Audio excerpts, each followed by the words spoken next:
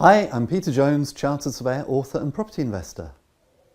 A question I'm sometimes asked is there more than one way to do buy-to-let? Well, of course, it all depends on how you define buy-to-let. If you define buy-to-let as buying a property and putting a tenant in, then that could cover HMOs, houses of multiple occupation. It could include commercial property, where you could buy a commercial property and put a commercial tenant in.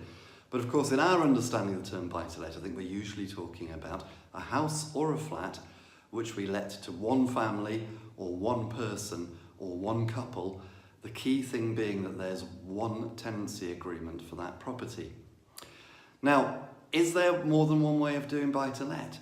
Yes, well, of course there is. There's many sort of nuances, but I suppose the two principal ways of buy-to-let, which instantly spring to mind, would be these.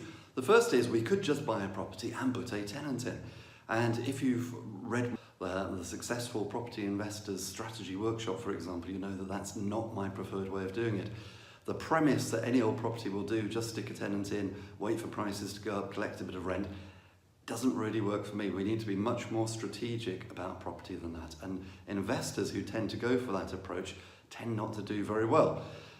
Much better is to be very strategic about it. Now, having said that, the strategy that you're going to adopt within buy-to-let is often going to depend upon where you're based.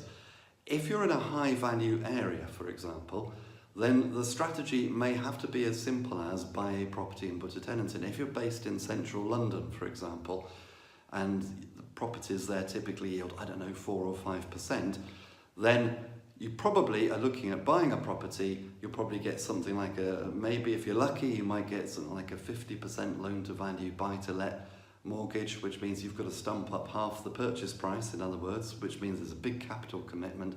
But can you put a tenant in and collect the rent? Well, of course you can. Questionable whether you'd actually cover the costs of the mortgage and all the other costs of holding the property, but it could work. But even if you're going to do that, you need to be doing that strategically. You need to be thinking about buying the right property in the right area. You need to understand exactly why you're doing it. Now, my preferred method of doing buy-to-let is to buy a property which is cheaper and easily rentable. Now, it tends to be the case that the properties that are most easy to rent are the cheaper properties. Why? Because there's a greater tenant demand. There's a greater market for their cheaper properties than there are for expensive properties. The plus side of that is that you'll get a higher return. The downside of that is that probably capital growth is going to be limited because the cheaper properties are going to be in areas which are less likely to enjoy greater levels of capital growth. But when you find a cheaper property, what I like to do is to find a cheaper property which I can then bargain, hunt, I can buy, I can negotiate, I can get a great price on it, and then ideally it needs some work doing to it. Why? Because I want to be able to add value. Because if I can add value as well as buying it cheap, then I can create a margin, which means that I can refinance the property, and at some point in the future, usually 6 months because of the 6-month rule, which I'll cover in a future video, you can refinance the property and get all of your money back out. So those would be the two forms of buy-to-let. In summary, you can just buy a house and stick a tenant in and see what you get, or you can be more strategic about it. You can buy a cheaper property, particularly a cheaper property which needs work doing to it, so you can add value, and then you can refinance and get all or most of your money back out, so you can use all or most of your money again on the next property. Well, I hope you found that informative and inspirational. Until next time, here's to successful property investing.